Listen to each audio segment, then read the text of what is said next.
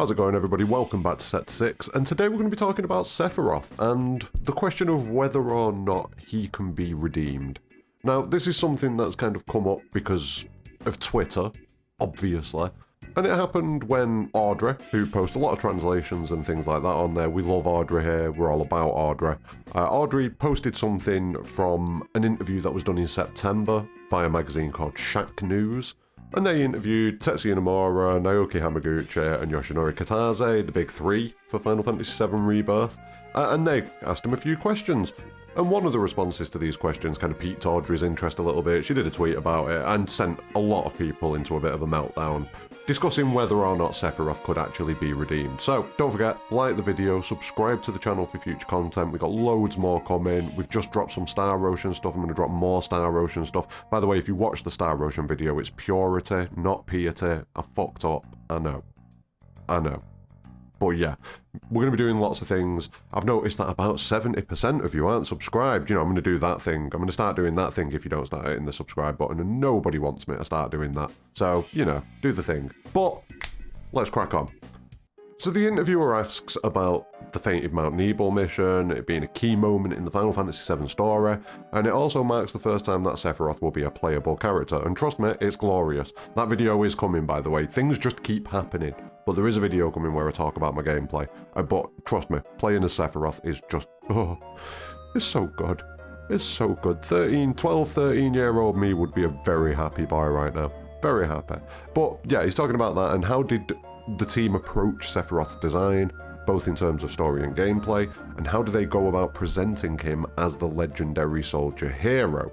And I feel like that last bit of the question there kind of pushes this response where he refers to Sephiroth as the legendary soldier hero rather than the antagonist of the franchise, because that's kind of what he is, but he's also kind of the other thing as well.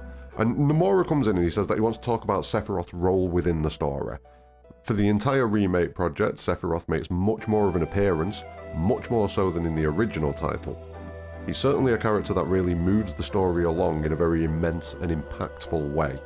How exactly he does so for this title, I would like for users to experience with their own hands by playing until the end of Rebirth. As far as Sephiroth being this extremely popular character, frankly, I'm very curious as to what makes him so attractive to users, because I hear this opinion very often, because he's a bad man. He does things. Everyone loves the bad guy. Come on. His appearance firstly, I'm sure, but also perhaps there's something about his background that brings about a particular appeal to so many of the players that makes him this iconic character. And so for Rebirth, I would think that besides Cloud, Sephiroth is also a protagonist that we can think of for this title. Now, I don't think he said anything particularly contentious there. I can kind of see where this kind of talking of Sephiroth as another protagonist kind of comes from, because from his perspective, and I'm sure from most bad guys' perspectives, they are the protagonist. From their perspective, they are the protagonist. But anyway, that's not what we're going to talk about here. This started people talking about, oh my god, are we going to get to see good guy Sephiroth? Oh my god, is Sephiroth going to get a redemption arc? Are we going to end up seeing Cloud, Zack and Sephiroth all facing down against Jenova at the end of the game? That was the kind of stuff that went on. Lots of people got excited and carried away with it and, you know, were into it. And lots of other people were very much not into it. And not into it one bit. And I kind of don't get it, because I don't think it's going to go that far, personally. I don't think it's going to be a case of Sephiroth's going to be redeemed and he's going to be a good guy. That ain't going to happen. I genuinely do not think that happens. If it does, it'd be a bit weird, but I don't know if I'd like it or not. It'd all come down to execution, 100%. But yeah, I don't think that's where we're going. For me, I think it's more about doubling down on what Sephiroth always has been. So Sephiroth's quite a sympathetic antagonist, in my opinion. You know, he is a bad guy, he does some messed up stuff, he kills a lot of people, he does the things, but why does he do all of that? And you look back and he was a fucking product of the Jenova project, so he was genetically messed with from the get-go. So that's one thing. Secondly, he was a good guy, or at least he thought he was a good guy. I don't know how much of a good guy you can be while you're working for the Shinra, and granted, we see his morals coming into play a little bit in Crisis Core, but at the same time, those morals will have been influenced because of the fact, you know, He's been indoctrinated into the Shinra way of life since he was a child.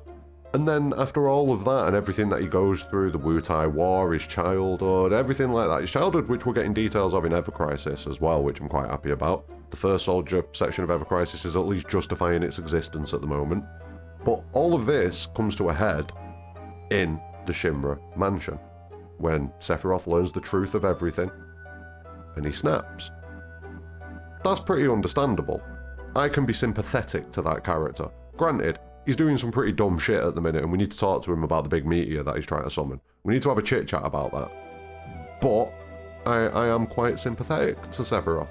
And I think that's why I've always, kind of enjoyed him as a character, because while he is a bad guy, he's not a bad guy. He was a good guy, but he's been corrupted by the things that other people have done around him, and the fact that he was a tool, essentially, that was created for a purpose.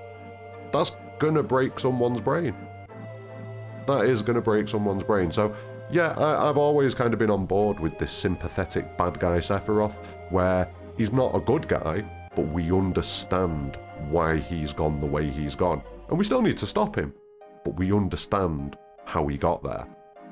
That's always been my thought on it, at least. I don't think we're ever going to see good guy Sephiroth. If we do see good guy Sephiroth, I don't know. Like I said earlier, I think it comes down to the execution of it. If they do a good job of it, then anything can work. If you execute it well and it's all laid out and it's all built to properly, then it can work. You know, there can be a good payoff with a good guy Sephiroth. I just don't see it. I think he's gone beyond that point. I think he's gone way beyond that point. And I think this is more about making him a sympathetic bad guy. Making it more clear, you know, just clarifying that for people that, yeah, he's a bad guy. But why? That's what I personally think about it anyway. I definitely don't think we're going to see Sephiroth, not as a good guy at least, walking through the world map with Cloud and Zack. But that was a crazy suggestion, Cloud, Zack and Sephiroth just walking around fighting Jenova. I don't think that's going to be the case. I still hold, though, that I think we will lose Cloud at some point, and we could see Sephiroth and Cloud getting about doing some stuff. But I think that'll probably be done to... I think it'll be done as like a parallel kind of thing. I think it'll be done to show that, you know, Cloud could go the same way as Sephiroth, even though he's not had the same level of testing done to him and things like that Sephiroth has. He's a very malleable person, and he could go either way depending on the actions of the people around him. And if Sephiroth gets his claws into him, we could see Cloud go down that route. And I think it's going to be used as kind of like a juxtaposition to kind of show the difference between Sephiroth and Cloud, good and bad, the circumstances that we've both had. They'll do a power of friendship thing. Sephiroth lost all of his friends pretty much, whereas Cloud will still have his friends there trying to save him. I don't know. It's going to be something like that maybe, but it's definitely not going to be good guy Sephiroth, or at least I don't think it is. But that's my opinion. What do you think? Let me know what you're thinking about good guy Sephiroth, the Sephiroth redemption arc. Do you view Sephiroth as a sympathetic bad guy? You know, do you feel for him? Do you understand why he's the way he is? Or do you think, nah, fuck that guy? Let me know in the comments below. Don't forget, drop a like on the video, subscribe for future content. It all helps the channel grow massively. We're closing in on the big 2,000 subs. I'll try and get there before Christmas if we can. I think we can do that. 2 months. I think we can do that. I think you can do that if you just hit that subscribe button right now. But anyway, more importantly than any of that, have a great day.